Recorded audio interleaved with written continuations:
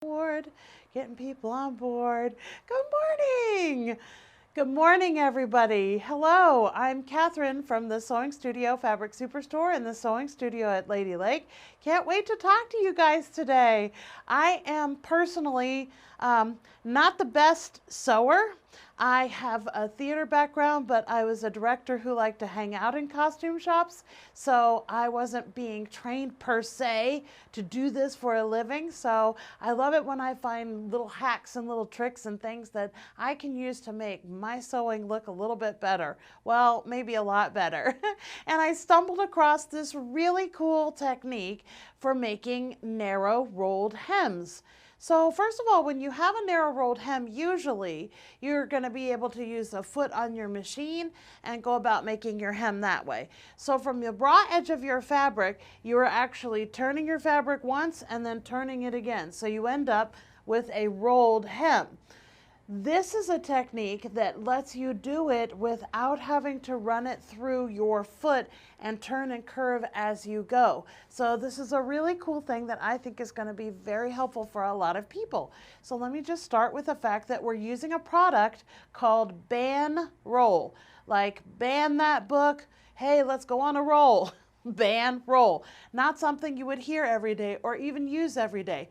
Typically, BanRoll is used to stiffen the waistband of a skirt or of a pair of pants. It's got some plastic fibers in there and some fabric fibers in there, and they're woven against each other so that it creates quite a bit of stiffness. See, if I pinch it, it's hard to even pinch. It finally will pinch eventually, but it's got quite a bit of body and stiffness to it. Okay, so you're going to start with your BanRoll, and you would cut it into length of whatever you would need. Once you've got that length of BanRoll, you're then going to separate your fabric fibers away from your plastic fibers. So if we could get a close-up on this, Mr. Eric. So basically you're going to take your T-pin or your awl or your seam ripper, the tip of your seam ripper, and you're going to place it in between two rows of your fabric fibers. So once you've done that, you just kind of run it down the edge of the plastic fibers so that you can release some threads, your fabric threads, away from your plastic ones. Okay, so let me go to the overhead here for a second. So basically what you're doing is, if this white in here is your fabric fibers in your BanRoll, you're taking your T-pin or your awl and you're dragging those fibers out and releasing them away from the plastic fibers. So the purple would be my plastic fiber and the white would be where I have removed my fabric fibers. So you end up with what looks like a comb, like that you would comb your hair with. And that ends up being quite a bit of stiffness, and what it does is it allows you to turn your fabric more easily. So once you have removed your fibers, you're actually going to sew right at the connection point between the BanRoll that still has the fibers in it, this purple section, and the BanRoll that you've removed the fibers from. So you're sewing right along that line. So Eric, if we could have a close-up.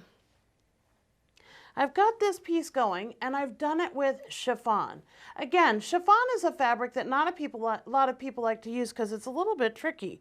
It's very flexible and smushy, and it's kind of like sewing on the wind. Not an easy thing to do, to sew on the wind. So I have placed the edge of my plastic fibers against the edge of my fabric, and I have sewn right along that connection point. Once you've done that, you're going to take your BanRoll and turn it towards the back and then turn it again so that it is fully against the back. So here on the edge, I'm going to then do a second stitch line right at the connection point between my fabric and the BanRoll. So you can get a teeny tiny little seam there. That's a beautiful little rolled hem. Okay, so let me show you what that looks like. So here I've completed my piece. I've turned it and then top stitched right on that edge with a teeny tiny little seam. Now, at this point, here's where the magic happens. Eric, if I could have an overhead. So from here, I'm going to take this and I'm going to simply pull it apart. Maybe we could try that on a close-up?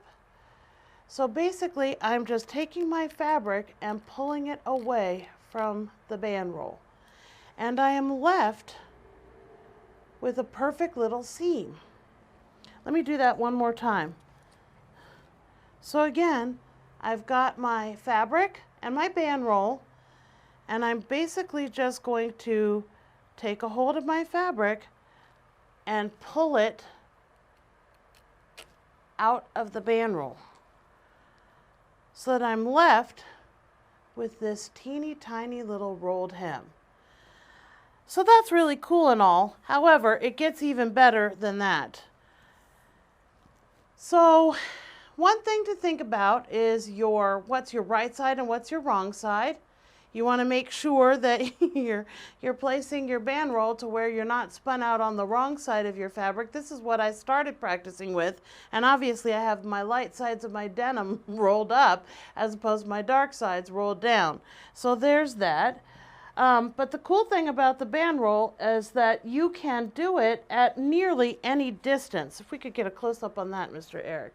So right there, you have this teeny tiny, barely 1/8 of an inch.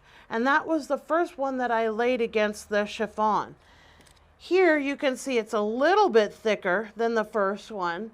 So basically you choose how much you want to have your seam allowance. And on the last one, I have just a fat 1/4 of an inch there. So you can see the plastic fibers in conjunction with the fabric fibers very easily there. Now, what about curves? Well, if you were watching last week, I talked to you about when to clip or when to notch your curves. So go check that one out. But today, I want to talk about BanRoll on the curves. So when you go to sew a curve, it can be quite complicated in that you're trying to change the distance of what your curve is. But with the BanRoll, it ends up coming out super easy. So I found this little banner at the dollar store, and I just took it and I separated my fibers on my BanRoll, and I have sewn right at that conjunction point. I used white thread, sorry, because I wanted it to be a final piece. I didn't use a contrasting thread for y'all to see. So I sewed, believe it or not, there's a line of stitching right up against that BanRoll. So with this, you can very easily sew all the way around your curve, maybe an overhead. So I have placed the BanRoll and I have sewn all the way around the curve. Once you've done that, when you go to sew this, you're going to again turn your BanRoll once and then turn it twice. So basically, you end up with this perfect little rolled edge on this side, and then a close-up on that, Mr. Eric.